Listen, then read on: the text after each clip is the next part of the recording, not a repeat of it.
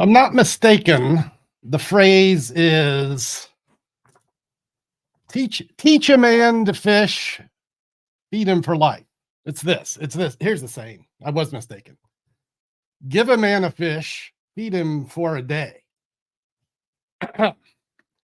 teach a man to fish, you feed him for life. We're going to do a little fishing today, and I'm going to show you where the good catches are. Here I'm going to tie a fish knot, the Shafalo knot. It's right over left over right, down through the middle, up through the top.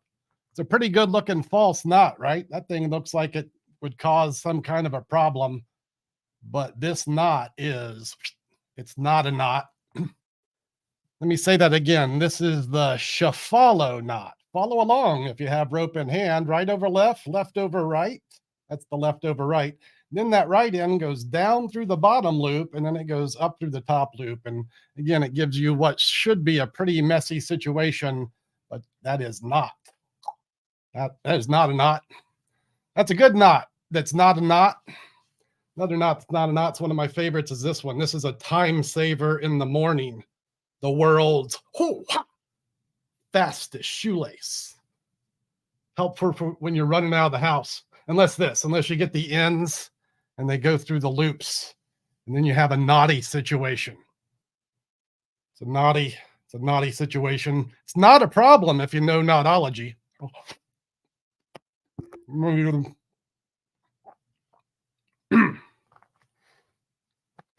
I'll get that tomorrow. And hey, salutations. Salutations, kindred spirits. Hey, welcome to another live magic learning experience. Today we're talking about magic books. Hey, Mr. Khan, where did you learn that stuff? Well, that stuff I learned came right out of this book here. Look what we're looking at, the Encyclopedia of Rope Tricks. This was compiled by Stuart James, and this tome is available. If you read the title, if you saw the description, we're talking about free magic books today. I'm going to tell you where to find this book, and what I did was make a top 10 list of books that I thought were important for students, in particular for sleight of hand. I niched this list down to sleight of hand magic. There's a lot of public domain magic books, and I will point you in the direction of those as well. Let me say howdy. Look, Nick made it. Hello, Nick. You're stuck, but he got it in. Dr. Bob's in the house. Hello. Tim Ray, welcome. Randall, what's up? We are going to talk about learnsleightofhand.com today as well. Holy cow, I have an admirer. Golgata, what's up, Dan? Charlie, and Jeff's here too. And hello to everyone who isn't chatting as well. Hey, before I get to the topic at hand, I have a little bit of business to cover on my last stream, which is actually two weeks ago, because I was sick, and I'm actually not better. I'm still got the sniffles. I'm a little bit I've got the unbelievable head cold from hell. So I'm not going to whine about that. We're just going to work through it today. But I do have some business to attend to, and that is my shirt giveaway. I promised to give away one of my cat merches to subscribers, someone who has supported the channel and leaving kind comments all the time.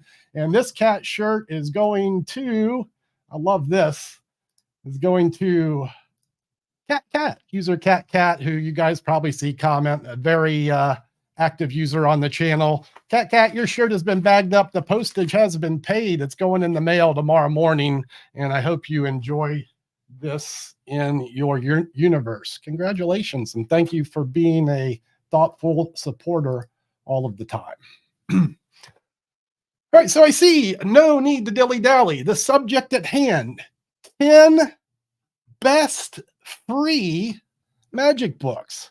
How do we get such a thing? Well, guess what I've been doing in not my spare time. It's like most of my time these days has been spent putting together learnsleightofhand.com. Today, we're going to take a look at one of the resources I've been building.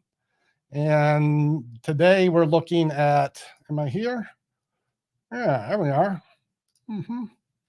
This is a list of classic books on sleight of hand. Now, I'll note that this is a preview of my site. This is not active. If you go to learnsleightofhand.com, you'll see that we're launching May 1st. Really, I promise. or else. But these are the books that will be available to anyone who logs on launch. There will be a considerable amount of free resources to the students, and this is a list of classic books on sleight of hand. Now, before I get into this list of books that I recommend to you and all students of sleight of hand, let me tell you where these are coming from. That way you can do your own research. And what I've done here is compiled a list of public domain volumes from the Internet Archive, which is archive.org. And what I'm going to do here is type in sleight of hand magic into their search. And we'll see that this resource is amazing. There is a ton of things on here. Like, look what's on here. Now you see it, now you don't, by Bill Tarr. I've talked about this resource before. Most of the books that are not public domain, you will have to generate an account and borrow. It's limited borrow time for an hour or two. And it is an unwieldy amount of information. And I said to myself, if a student was to go searching for something in this mass of information, it might be a little unwieldy. So let's niche it down and make it work. Yeah, Fast Eddie, we're making it happen. No matter what, May 1st. And in the interim, open thanks to those who continue to support on the platform. We do have a membership on YouTube. You get a Discord access. We have a good time there. And we also have advanced tutorials for members in the members area.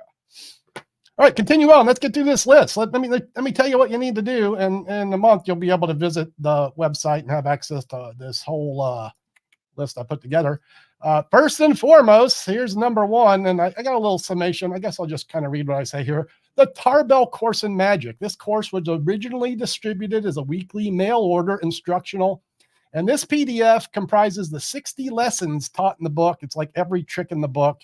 If you only have one book on magic, this is the one that you would need, the original Tarbell Course in Magic. So this PDF is a compilation of the original lessons.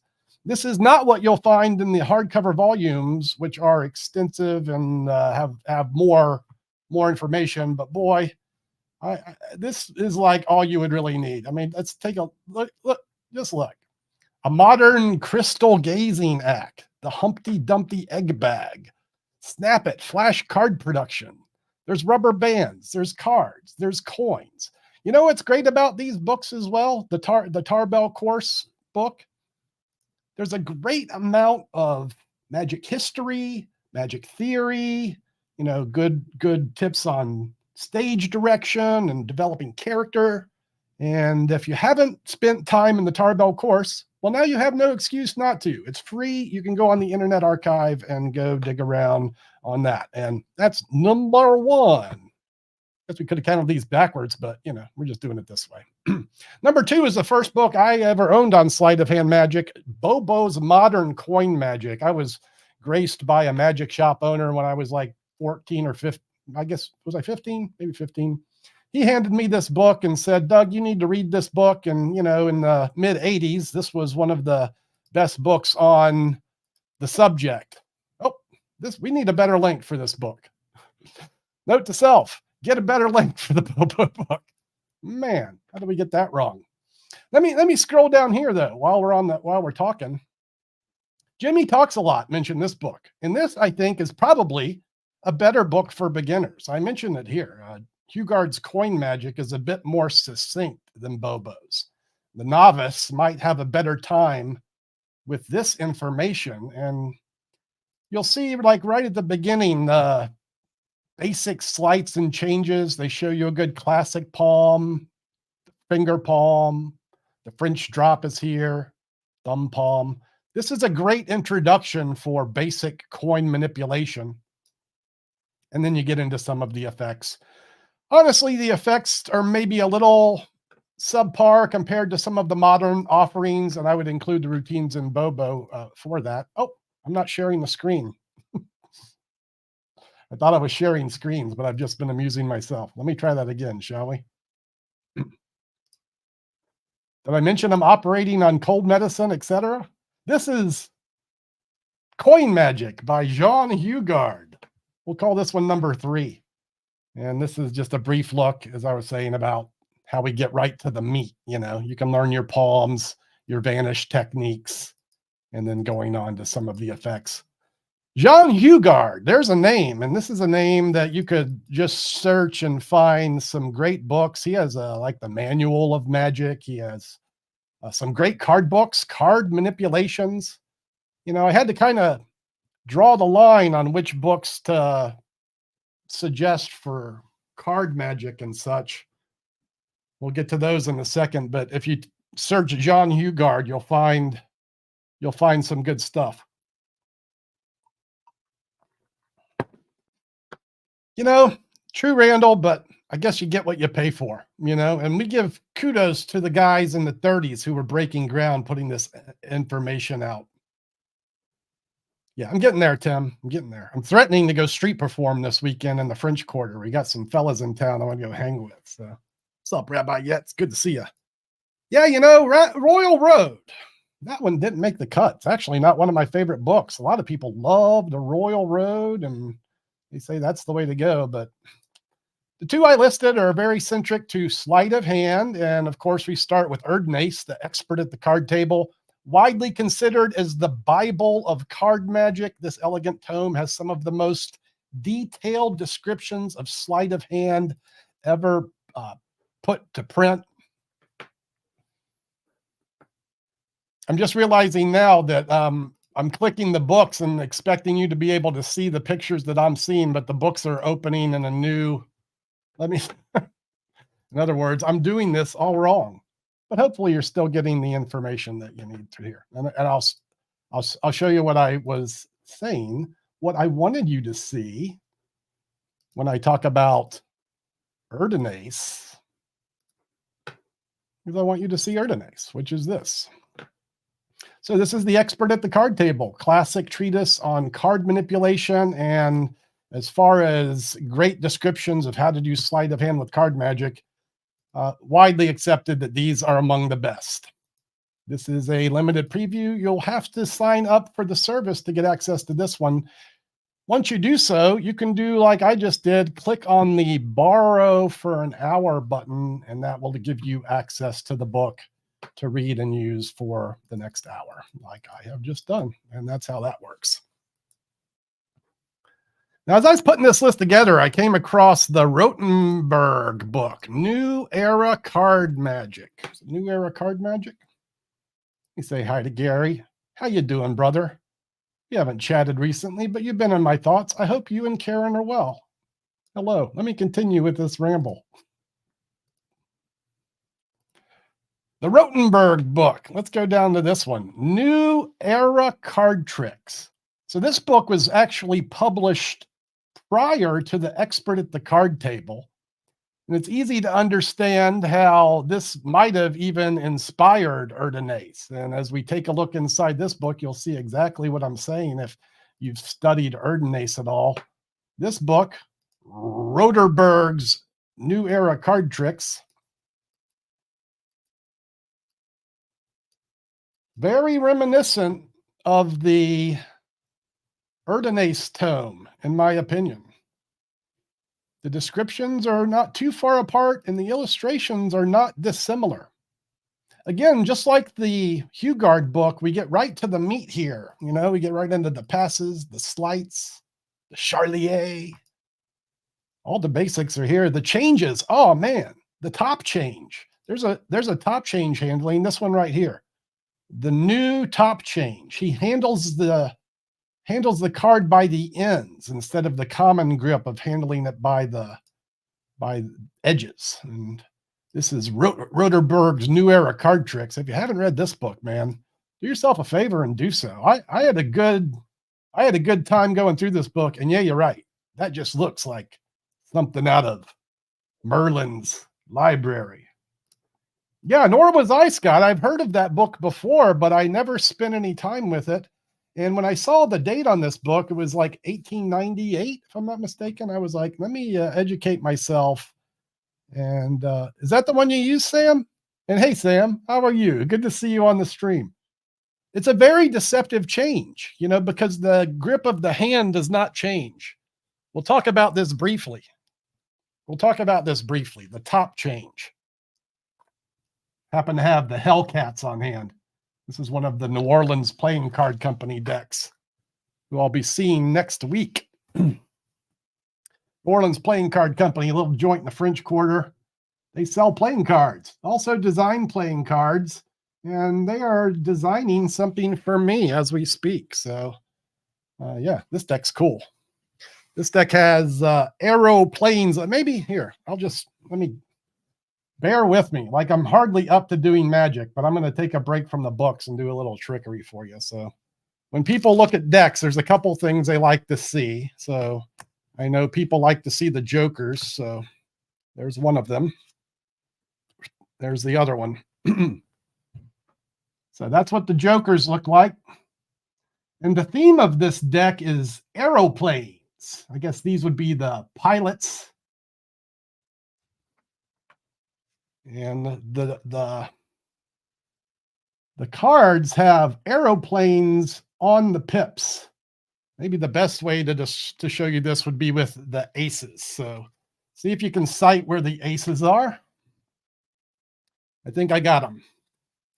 24. I'm going to shuffle it to dead center, which I think would be 26. So now to find the first ace, we just cut it 26. Yeah, that's the ace of hearts. And there you can see the plane on the ace of hearts.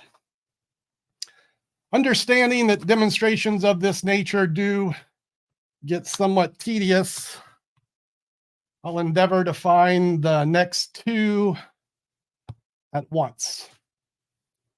The next two at once. It's the ace of clubs and the ace of spades. And again, you can see the aeroplanes. 3 down, 1 to go.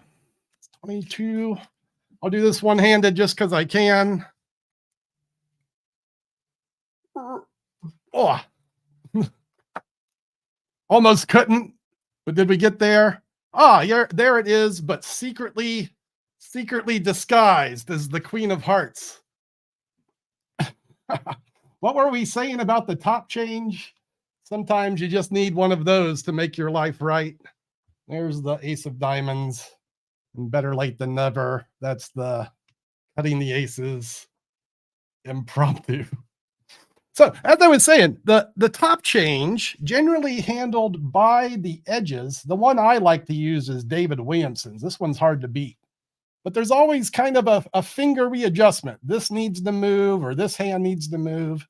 And with the Rotenberg, the card is handled by the edges. And I think you preset here by just moving this card here over to the side, so that the change is affected just by lowering this card to the deck, holding it, and then moving away here with the exchange card.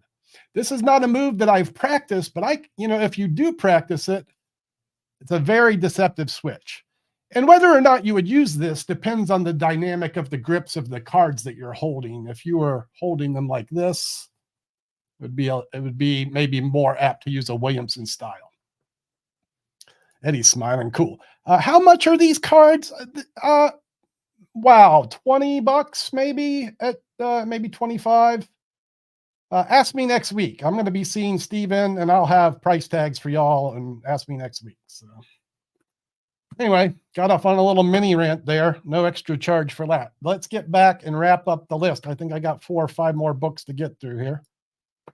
Again, if you're joining us late, we're looking through the Internet Archive. This is a curation of 10 books that I've listed for classic sleight of hand text, free public domain volumes. And the next one on the list is the one we started to stream with, the Encyclopedia of Rote Magic. This Stuart James, this man is a genius. Literally, like, research Stuart James and watch your jaw drop. So he compiled all this rote magic. Let me get this book open. You can take a look at what this thing looks like. The Encyclopedia of Rote Magic. I guess it was published by Abbott's Magic Company and compiled by Stuart James. Wow. It certainly has all the knots that you saw me do, the Chifalo knots in there, the one-handed knot I use in my act, the fastest shoelace I use in my act. The cut and restored ropes are in here. That has also been a staple of my working repertoire throughout my life, in addition to some of the other handlings that you'll find in this book. There's some really clever escape handlings and rope ties.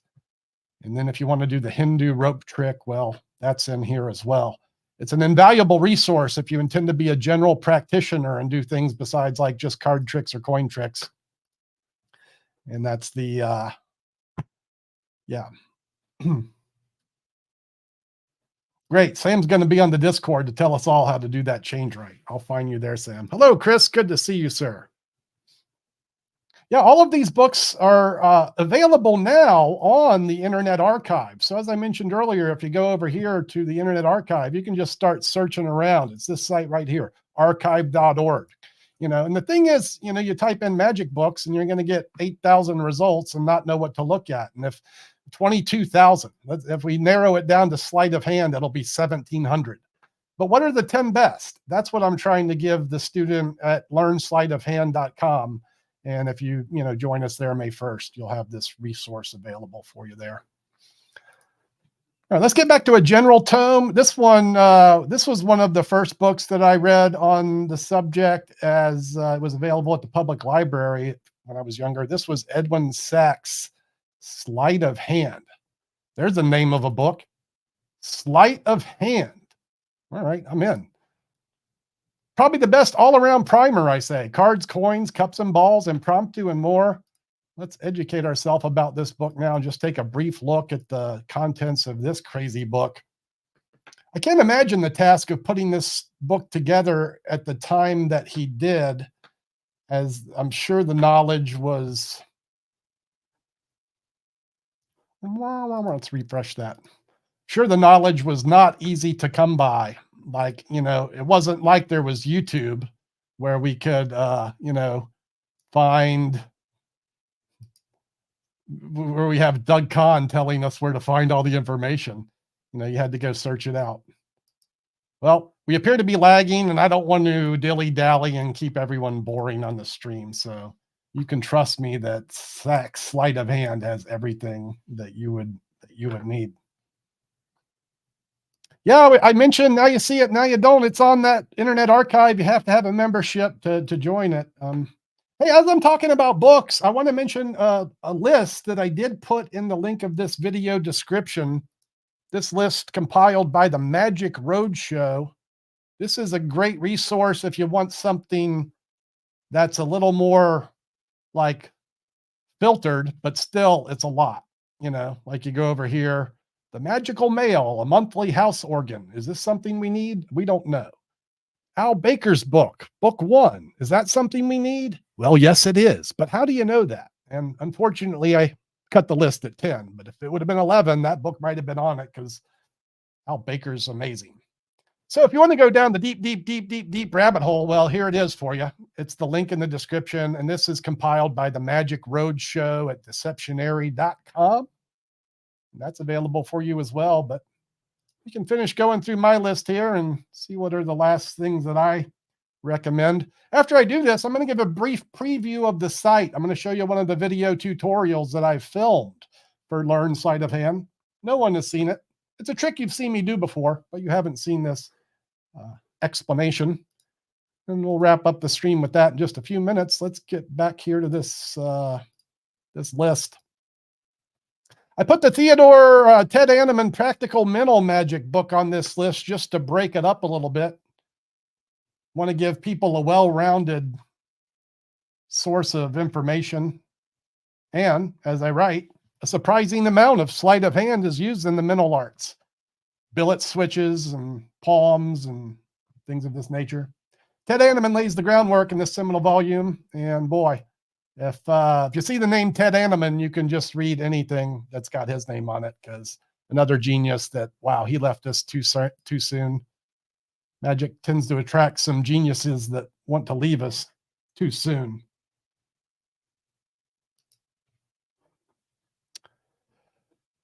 Yeah.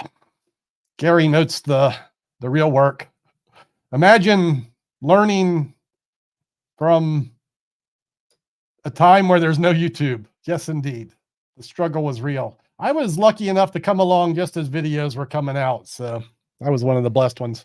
Here's the last two. Can't be a good magician without performing it well. So here's the recommendations for public domain free volumes. Showmanship for Magicians, Daryl Fitzke, and Our Magic by Maskelin and Devant. Let me click on the Showmanship for Magicians link and we'll take a look at what that book looks like, because it's an important one. It's an important one, maybe as much to be argued with as it is to read and learn from. We'll just take a look at the topics here and you can get a kind of a overview.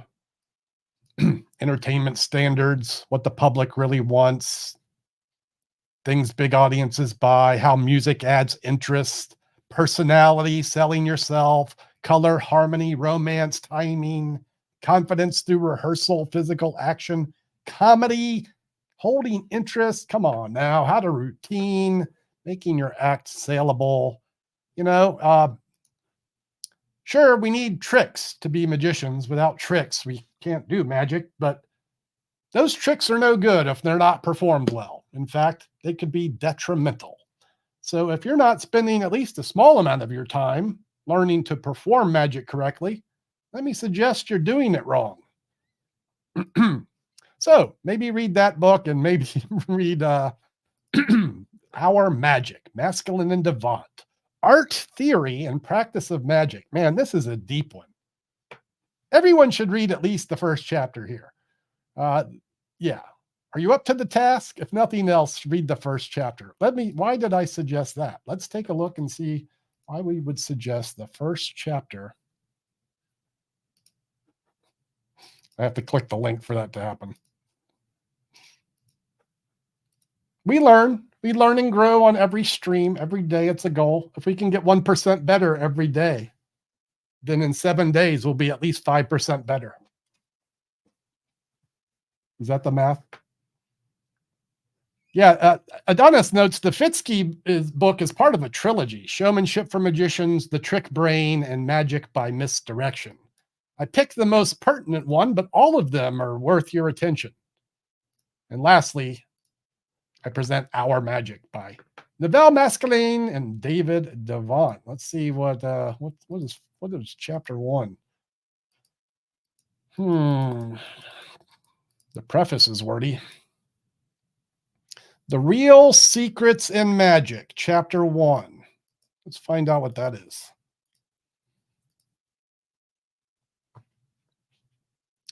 Beyond doubt, the attractiveness of magic is largely due to its secrets. Not only to the general public, but also to the professional magician, the secrets of magic represent the most fascinating branch of the subject. They are among all classes of society a popular topic for conversation. I'd say that's true to this day.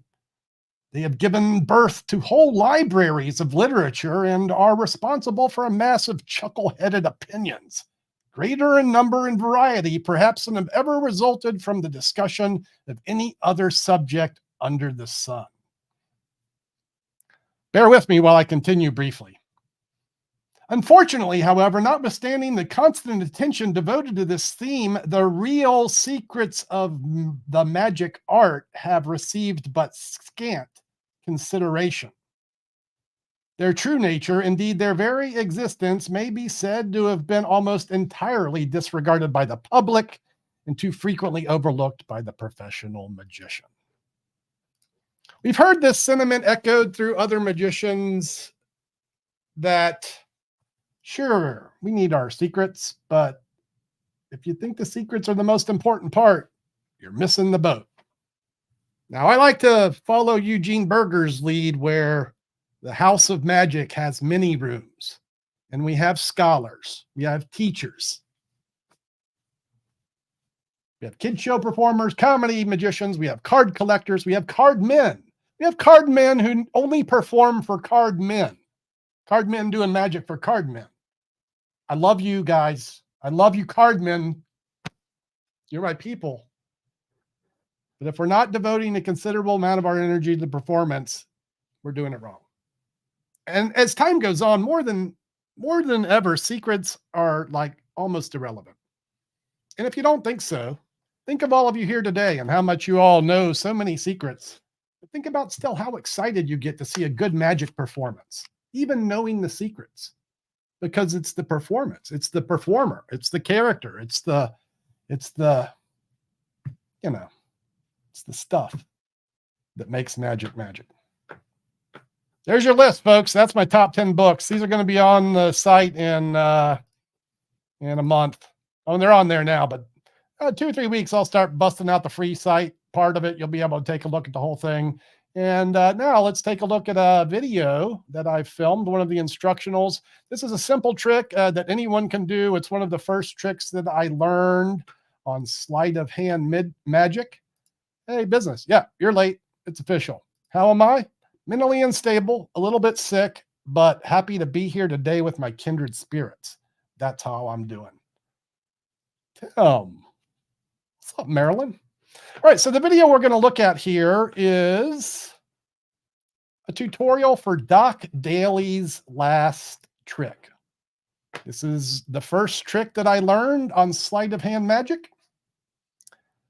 This will give you a sense of the quality of the tutorials that I'll be offering. Not too dissimilar from YouTube, but no ads, direct teaching, no salesmanship or other thing. Let's get started with this lesson. It's 4 minutes long, and I hope that the information serves you well. It's very likely this routine changed my life over 40 years ago when 10 or 11-year-old Dougie walks into the local video emporium. We used to rent VHS tapes back in the day. I discovered Sirocco. He's a magician who had published A Touch of Magic. This is one of the first magic explanation videos, and that's where I learned this procedure to take an ace of, let's use the ace of diamonds here, the ace of diamonds. I'm going to make the ace of diamonds jump up to the top. See if you can tell when it jumps to the top. Do you see it go? Oh yeah, but not here. No, those are the black aces. That's the ace of diamonds on the top. That's the other red ace of hearts. That's the old 2-card swapperoo. And that is our routine in question. A routine I would come to know years later as Dr. Daley's last card trick. Doc Daley's last trick. This was originally published in the Di Vernon Book of Magic, and through the years I'd also learned there's 100,000 ways that you could handle this 2-card transpo. I'm going to talk about how I am currently doing such a thing. The routine begins with the aces in alternating color. I actually like to use an Elmsley count to get into this situation. And as I do the Elmsley count, I in-jog the third one to set up for a double lift in a moment. So let's break down these techniques. The 2 aces are displayed in each hand, reds and blacks, one on top of the other. And then the Elmsley count, which is counting 1, putting this one back on the bottom, pushing over the 2 cards and then counting them as 1. And then the third card, as I said, gets in-jogged, and then the last card goes on top. This is all just a casual count as you apparently toying or counting the cards. There's a subtle way to displace the colors red, black, and along the way, in-jogging the third card means when you square the packet, we can get set for our double lift by getting a little finger break below that in-jogged card. So that's our next secret action, the double lift. It's enough to just grab from the top, show these 2, and then drop them back atop the packet using this style of a lift. It's natural, it works. I prefer the Di Vernon push-off here, which is a technique that I will describe elsewhere in my teaching. I've described it on YouTube. Double lift push-off. It will also be on the from course. A small packet. And so now apparently we've shown the ace of diamonds, but in this case it's the ace of spades that's going to the table. The process continues. The giveaway was at the beginning of the stream. Bottom of the packet, you have all that knowledge I gave you. You're welcome. So it looks like we turn over 1 card, but actually 2 cards are turned over from the bottom. That is done by moving the top card slightly to the left. We just push it off the tip of the finger over to the left. The thumb moves it that direction. Then the right thumb and first and second fingers can pinch everything below it, the double, and turn it bookwise and face up on top of the packet. So it looks like a single, but it's a double. Double lift from the bottom. Now we need to turn that double back down. You can just do a block push off. That's what I do. I just shove everything above the bottom card as I turn it over. Some people will opt for a buckle. You can buckle with your forefinger here to pinch and turn. And some people will go pinky pull down. You could just pull down with your pinky as well and turn over this way. But I usually just block push it. However you decide to do it, double turnover, deal what is apparently the focal ace, the ace of hearts, underneath this one.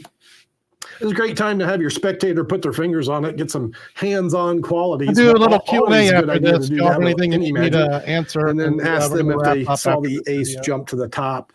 Eventually, you'll show it's on the top of the pile. In your other hands, they should be surprised to see the aces of alternate color in that spot. And give this trick a couple of goes. And my guess is that 40 years from now, you're talking about me like I'm talking about Sir Rocco. Or at least hope I'm in that right ballpark. Yeah, great trick. Use it well. Yeah, there we go. So that is a preview of the learning materials that are going to be available from Learn Sleight of Hand. That's one of, I got like 22 videos up there now. There's going to be another 30 coming before the site launches. That we'll do so many things. I'll talk about other things we'll do in a future. We'll pimp the course more on next. Let me give a little bit of attention to the chat if anyone has anything that they need me to hear. Nick's got good advice for everyone to work out the pinkies.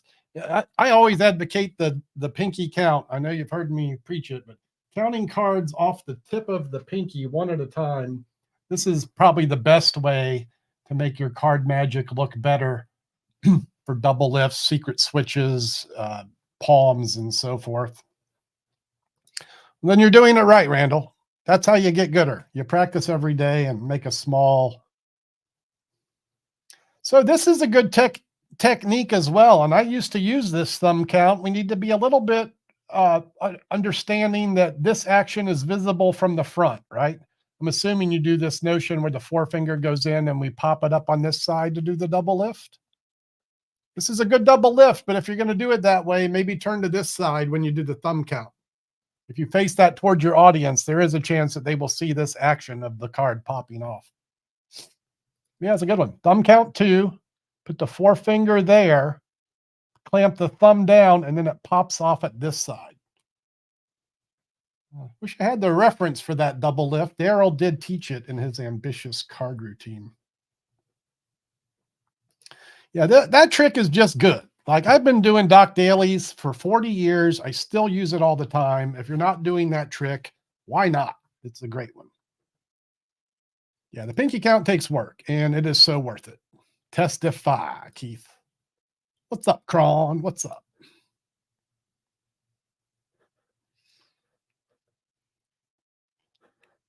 Good to see you as always, Mr. Scott. I do believe Scott Link will be in the studio in May to be talking about some of his things.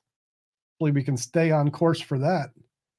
And as I was noting, I look forward to going into the French Quarter this weekend. I'm going to take the good camera out and film all we got like 5 magicians in town right now with Nico Leo, Tommy Pickles, Emmett Miller, Dusty Campbell. Is it Mark Bautista is in town? Warpo has been threatening to come out and do shows. So I'm going to drag that out. So, well, 3 of them came from me. I managed to birth 3 children. I'm guilty for that. You know what, Keith? Deck switches is not something that I planned on teaching, but perhaps I'll get to it eventually. Yeah. If I were to teach anything in that regard, it would likely be something more related to what Alex Elmsley used. I'm not an expert on deck switches. I will empty the noggin of everything it has, but sometimes it's not everything. Sometimes it's not.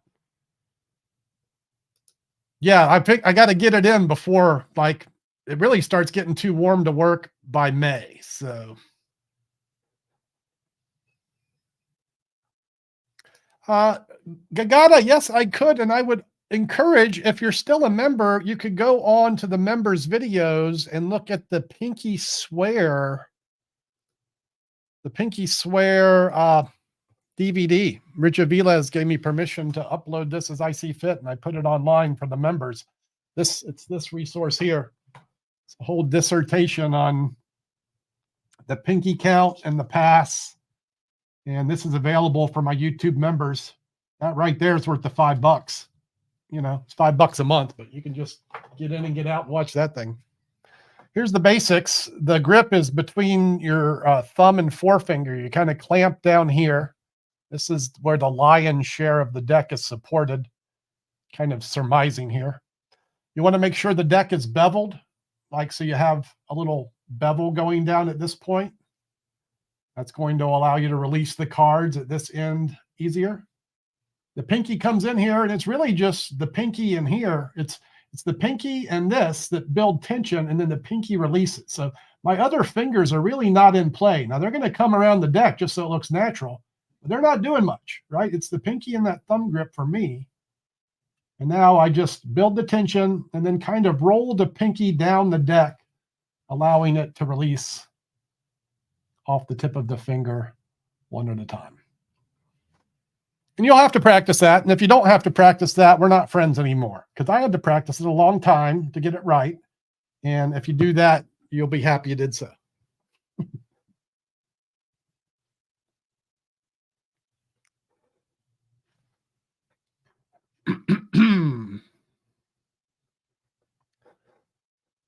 The false case switch. The one with the slit in the card box, false case switch. So I studied Micah Marr's teachings on the topic in the mid 80s, decided it wasn't for me. I don't like to wear a coat when I work. I'm a vest guy, and if you get me in a coat, you're paying for it, and I'm unhappy about it.